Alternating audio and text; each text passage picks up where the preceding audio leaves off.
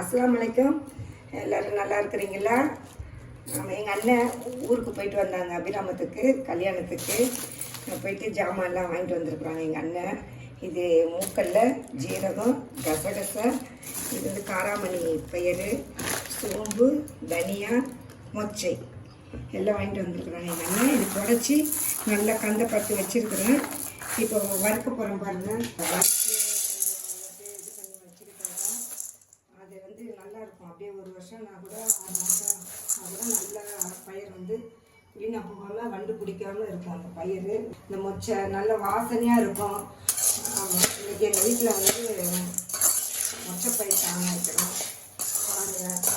இப்படி நல்லா கருக விடக்கூடாது, நல்லா வறுத்துட்டு வரணும். வறுத்து நல்லா காய வச்சு நல்லா அந்த சூடு காய்ஞ்ச உடனே தான் நீங்கள் டப்பாவில் போட்டு வைக்கணும். அப்போ தான் வந்து அது கெட்டு போகாமல் இருக்கும். ஊற வச்சோ இந்த வறுக்காமல் போட்டாலும் அந்த பயிரோடைய வாசனை வராது. எங்கள் ஊருக்கு போகும்போது யார் போனாலும் எங்கள் அண்ணன் போனாலும் வாங்கி வச்சுருங்க. எங்கள் அண்ணன் போயிட்டு வாங்கிட்டு வந்துட்டு போய் கொடுப்பாங்க எங்கள் அண்ணன்.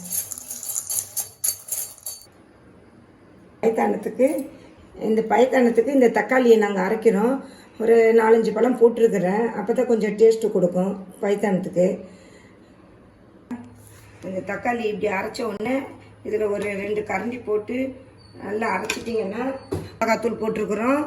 இதில் வந்து எல்லாமே தனியா, மிளகா, ஜீரகம், சோம்பு, துவரம்பருப்பு எல்லாம் வறுத்துருவோம். நல்லா அந்த இதெல்லாம் பருப்புங்கள்லாம் வறுத்துட்டு கடுகு கொஞ்சம் போட்டு எல்லாம் வறுத்து, இது குழம்பு மிளகாத்தூள். இது நாங்கள் வந்து என்ன செய்வோன்னா கசகசா கொஞ்சம் போட்டும் வறுத்து போட்டுக்கலாம். அதுவும் போட்டாலும் வாசனையாக இருக்கும்.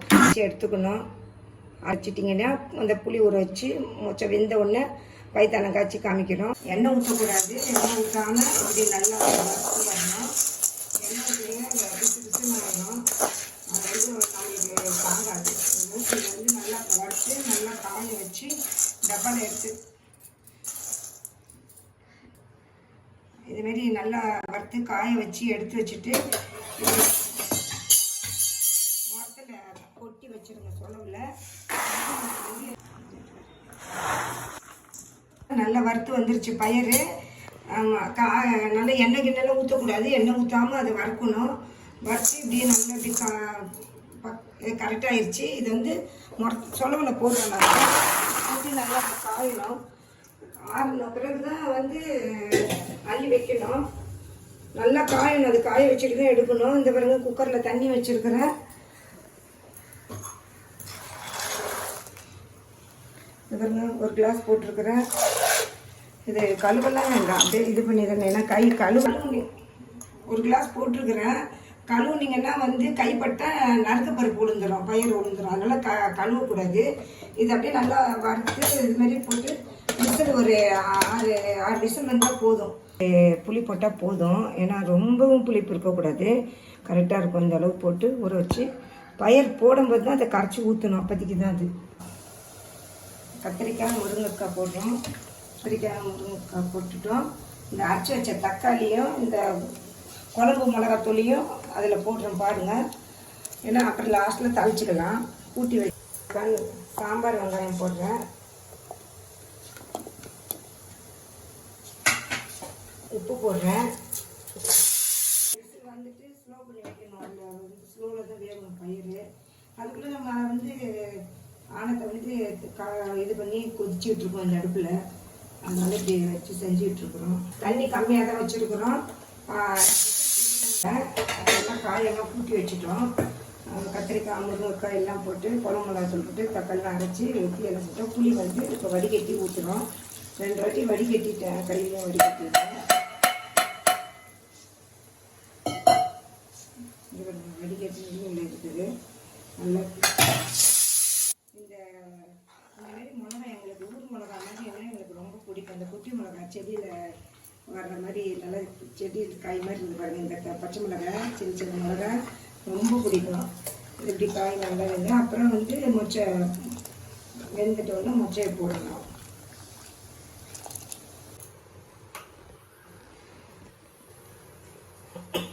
இப்போ வந்து மூடியை திறக்கிறோம்.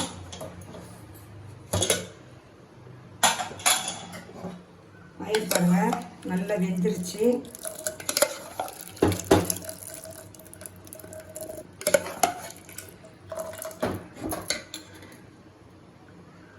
நல்லா வெந்துருச்சு பயிறு. உப்பு போட்டுக்கணும்.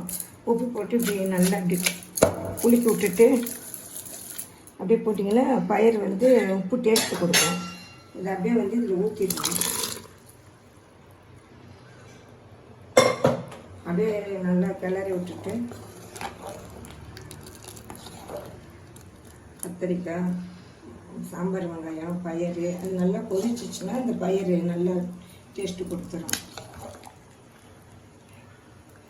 கத்திரிக்காய், முருங்கைக்காய், வெங்காயம், பச்சை மிளகாய் எல்லாம் அப்படி நல்லா கொதிச்சு நல்லா வந்துருச்சு. இதுதான் எங்கள் வீட்டு பயத்தானம், மொச்சை பயிர் பயத்தானம். இதுக்கு வந்து அவுட்டிக்கீரை நல்லா தேங்காய் போட்டு நல்லா வதக்கி சாப்பிட்டா நல்லாயிருக்கும். எண்ணெய் தாளிச்சிட்டு இதில் ஊற்றணும். இதில் நல்லா ஒரு 3 கரண்டி எண்ணெய் ஊற்றுங்க. அப்போ தான் நல்லாயிருக்கும் அந்த பைத்தானத்துக்கு.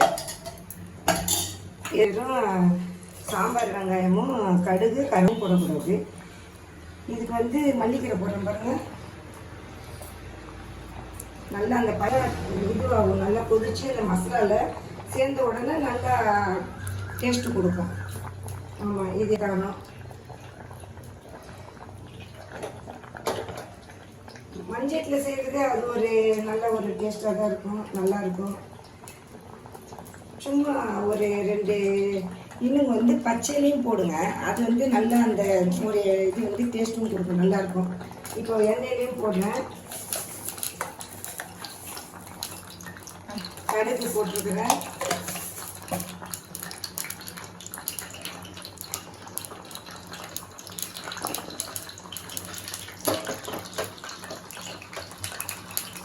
இந்த வெங்காயம் போடுறேன்.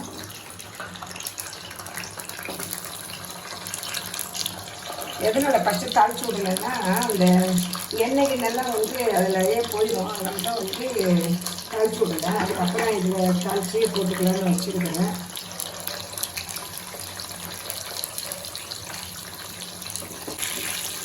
பாருங்கள், வெங்காயம் நல்லா கடுகு, வெங்காயம், இந்த கருவேப்பிலை எல்லாம் நல்லா நடுங்கி வந்து இதுக்கு வெந்தயம் எதுவுமே போடக்கூடாது. ஏன்னா இது மொச்சை பயிர்த்தான இது. அதனால் வந்து இதெல்லாம் எதுவுமே போடக்கூடாது. பயிர்த்தானத்தில் போட்டு செய்யலாம். கருவாடு போட்டு செஞ்சால் நல்லாயிருக்கும். அடுத்த முறையில் வந்து உங்களுக்கு வந்து கருவாடு போட்டு செஞ்சு காமிக்கிறேன். இப்போ வந்து இது கொஞ்சம் நல்லா வதங்கிட்டோங்க. இதை எடுத்து அந்த பயிர்த்தானத்தில் இதுக்கப்புறம் ஊற்றுறேன் பாருங்கள்.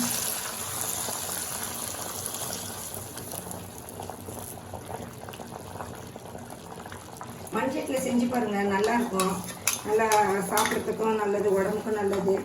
அதை வந்து செஞ்சு பார்த்துட்டு சாப்பிட்றது. எண்ணெய் தாளிச்சு விட்டுட்டு இது வந்து அப்புறம் கொஞ்சம் நேரம் ஒரு 5 நிமிஷம் எண்ணெயை விரியும் நல்லா.